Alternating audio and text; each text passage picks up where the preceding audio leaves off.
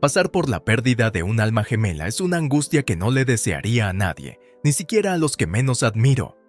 Me llamo Carmen, y el dolor de perder a mi marido llegó solo 3 años después de nuestros votos. Nuestra vida juntos era feliz. Había dejado mi trabajo debido a un embarazo de alto riesgo, ansiosa por dar la bienvenida a nuestra niña. Sin embargo, el destino tenía planes crueles. A mi marido le diagnosticaron un cáncer en fase terminal y luchó valientemente durante 4 meses antes de sucumbir a la enfermedad. Durante su lucha, nos mudamos a casa de mis suegros, Raquel y Pedro, que nos ofrecieron todo su apoyo. A pesar de ser los únicos que cuidaban de mi marido, les agradecí que estuvieran dispuestos a darnos cobijo cuando nos resultó imposible pagar nuestra casa. Tras el fallecimiento de mi marido, esperaba seguir contando con su apoyo emocional, una esperanza que resultó ingenuamente optimista. La calidez que antes ofrecían se enfrió inmediatamente después del funeral. Raquel y Pedro empezaron a menospreciarnos a mí y a mi hijo por nacer, considerándonos una carga. Les hablé de mis planes de encontrar trabajo y contribuir económicamente, pero mis súplicas cayeron en saco roto. El dinero no era problema para ellos, ya que todos los gastos los cubría mi cuñada Anita, que tenía un buen empleo. Sin embargo, mis suegros seguían insistiendo en que yo no era acogedora ni merecía su ayuda. Pedro me recordó con crudeza el cambio de mi estatus a sus ojos, sugiriendo que mi conexión con ellos había muerto con su hijo. Desesperada, les rogué que me dieran cobijo unos días más, sobre todo teniendo en cuenta mi precario embarazo. Lo que siguió fue una escalofriante sugerencia de mi suegro, insinuando el aborto como solución, una postura que Raquel no cuestionó. Su hostilidad alcanzó su punto álgido cuando me llevaron engañosamente a una clínica abortista con el pretexto de un chequeo médico. Al darme cuenta de sus intenciones, protesté con vehemencia y me marché. Volver a su casa fue un calvario, pero subrayó la necesidad imperiosa de forjar un nuevo camino para mí y para mi hija Nonata, lejos del ambiente tóxico que habían creado mis suegros. Abrumada por el dolor y la conmoción, no podía contener las lágrimas ante la insistencia de Raquel y Pedro en interrumpir mi embarazo. A su regreso, estaban furiosos y me preguntaban por qué había huido de la clínica. Me exigieron que abortara, desoyendo mis súplicas y mi derecho a elegir, y afirmando fríamente que no tenían intención de apoyarme ni a mí ni a mi hijo nonato ahora que su hijo ya no estaba. Intenté recordarles los lazos familiares y que el bebé que llevaba era su nieto. Pero mis palabras cayeron en saco roto. Su ultimátum fue duro y claro, o me iba o abortaba. La realidad de su rechazo me golpeó duramente, sobre todo tan poco tiempo después del fallecimiento de mi marido. Raquel me sacó a la fuerza, ignorando mis protestas y el peligro que sus acciones suponían para mi embarazo. En inferioridad numérica y preocupada por el bienestar de mi bebé, no tuve más remedio que salir. De pie en el porche, me desesperé al darme cuenta de que no tenía a dónde ir ni apoyo económico. Les recordé los sacrificios económicos que había hecho, creyendo que éramos una familia, pero me recibieron con indiferencia. Negaron cualquier vínculo familiar conmigo o con el bebé, declarando explícitamente que no deseaban tener una nieta, y me acusaron de intentar manipularles con la existencia del bebé.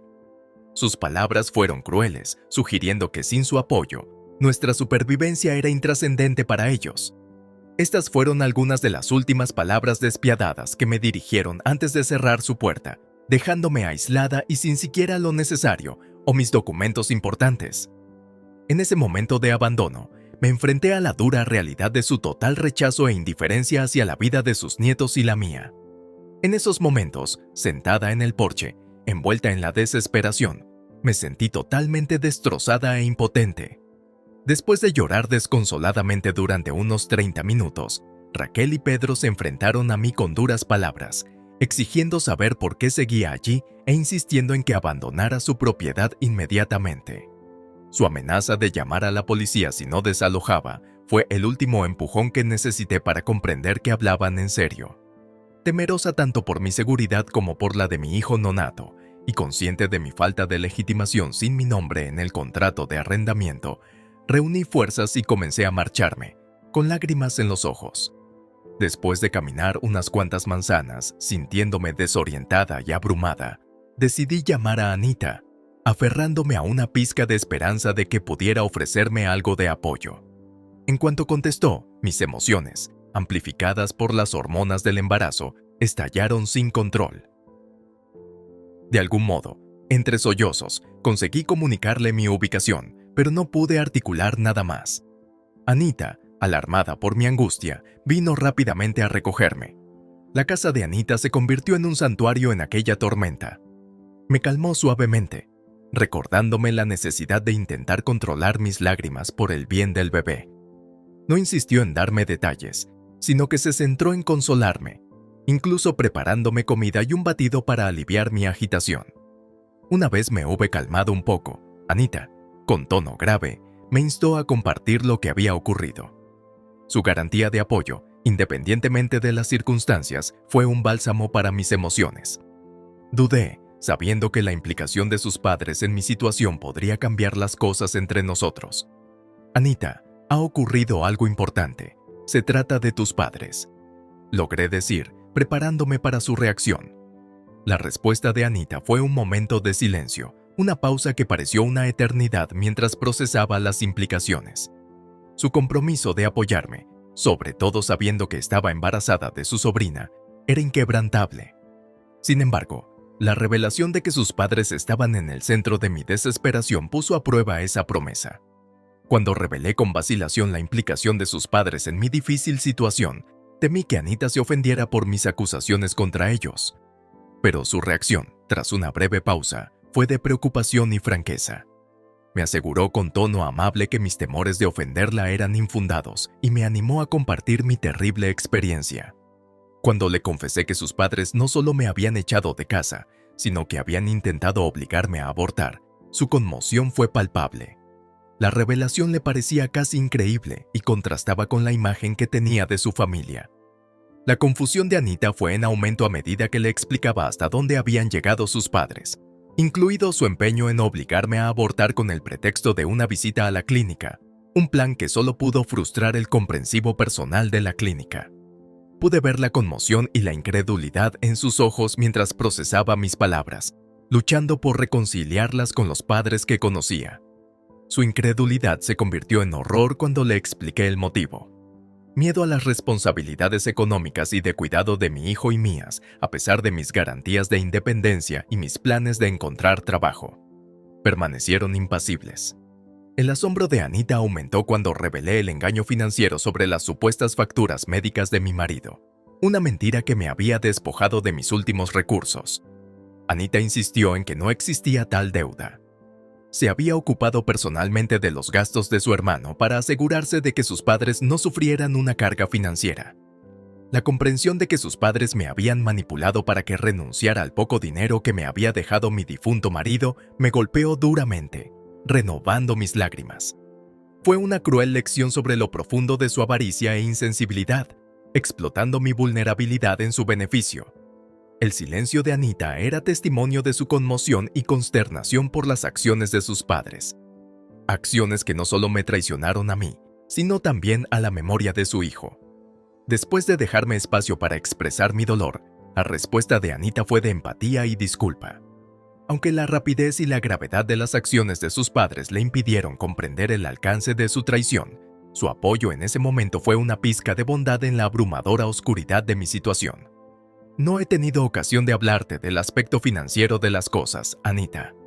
Por favor, no hace falta que te disculpes, le dije, abrumada por su generosidad. Ya has hecho mucho cubriendo los gastos médicos. Sin tu ayuda, me habría sumergido en un mar de deudas. Las acciones de Anita eran el epítome del apoyo familiar, un marcado contraste con el egoísmo de sus padres.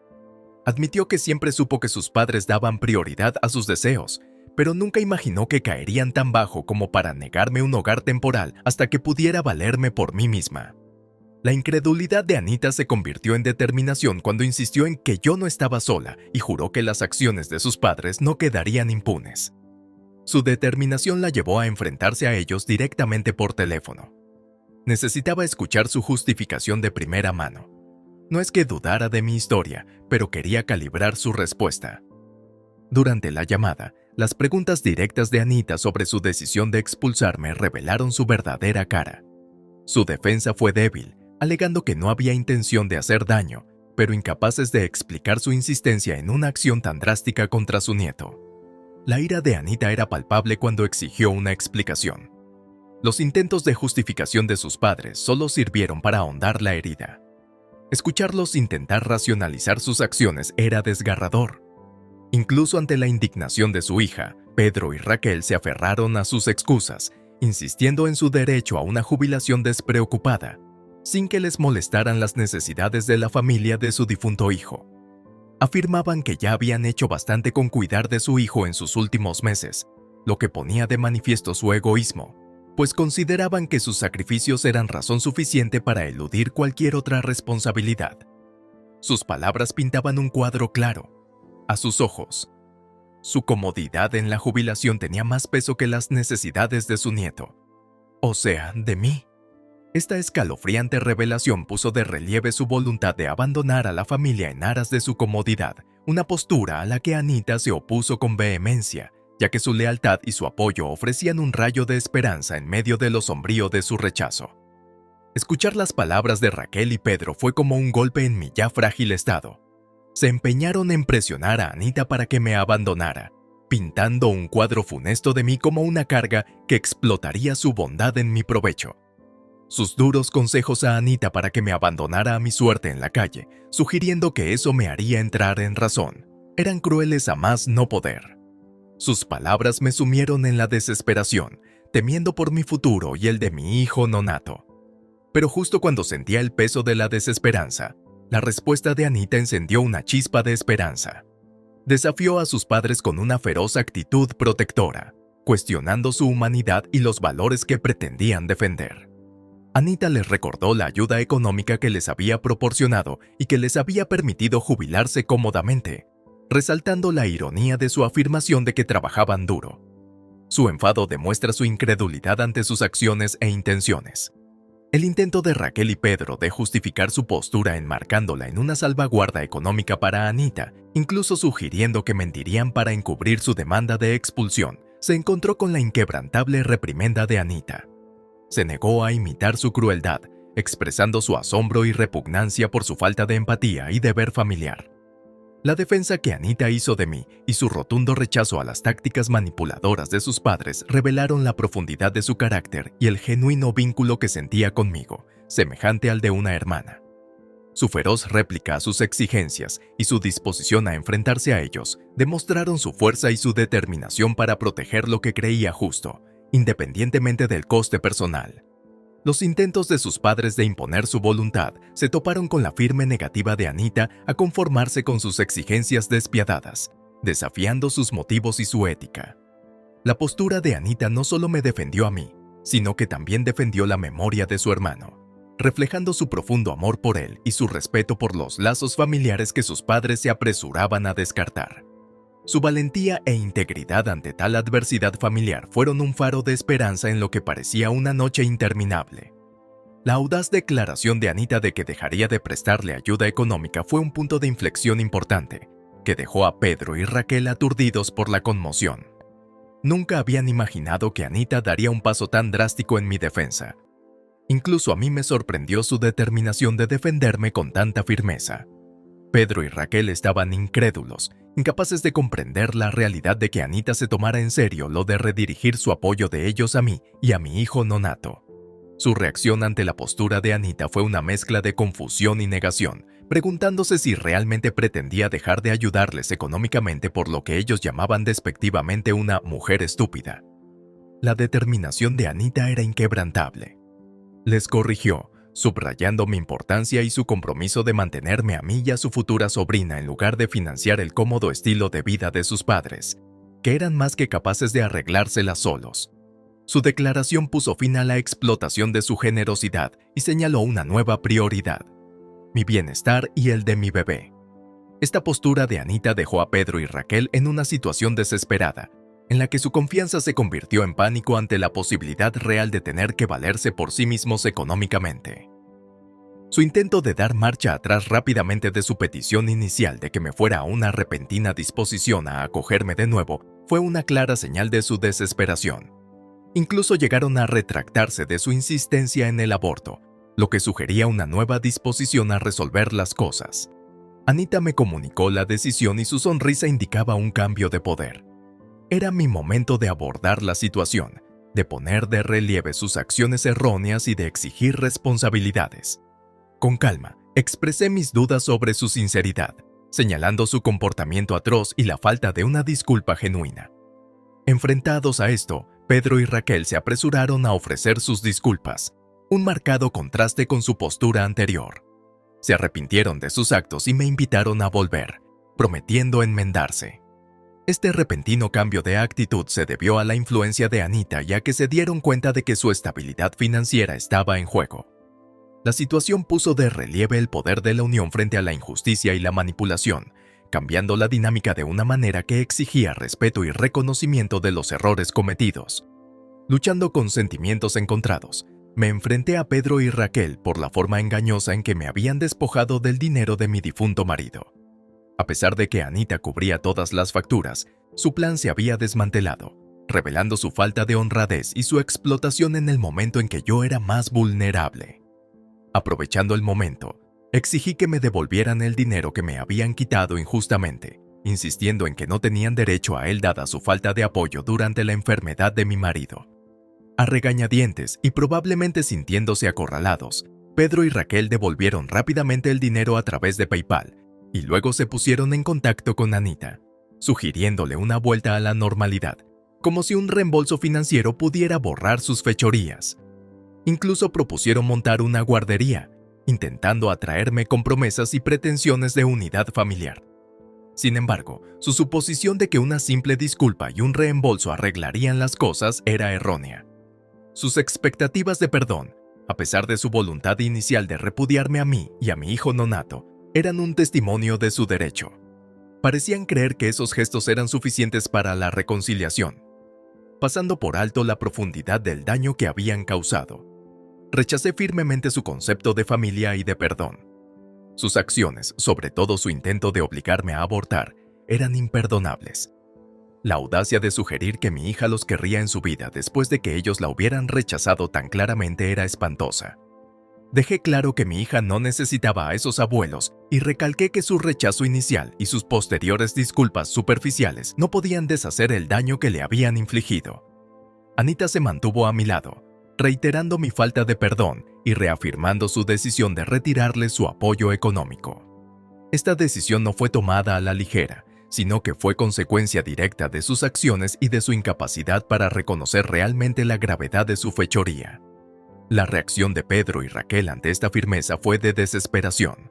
Sus súplicas para que lo reconsideráramos, impulsadas por la repentina realidad de tener que hacer frente a responsabilidades financieras sin el apoyo de Anita, fueron lamentables. Su confianza anterior se evaporó y tuvieron que asumir las consecuencias de sus actos. Un final apropiado para sus intentos manipuladores de controlarnos y descartarnos según sus caprichos.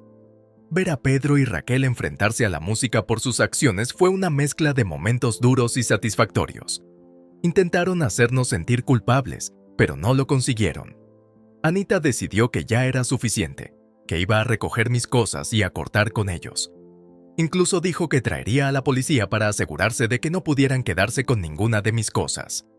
Fiel a su palabra, Anita llegó con un agente de policía, que resultó ser su novio, una sorpresa para todos.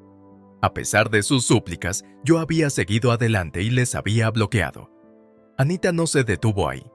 Le contó a toda su extensa familia lo que había sucedido. Estaban horrorizados por el comportamiento de Pedro y Raquel y me apoyaron a mí. En el periodo previo al nacimiento de mi hija, me envolvieron en un capullo de amor y apoyo. Conseguí un trabajo a través de una amiga que empezaría una vez que hubiera encontrado una guardería para mi hija. De momento, vivo con Anita, que me anima a ahorrar para comprar una casa y asegurar nuestro futuro. Su novio ha sido un sistema de apoyo increíble. Conseguí una orden de alejamiento contra Pedro y Raquel, gracias a las declaraciones de la clínica abortista, para asegurarme de que se mantuvieran alejados de mi hija y de mí. Mi niña está sana y tiene los ojos oscuros de su padre. Al verlos por primera vez se me saltaron las lágrimas.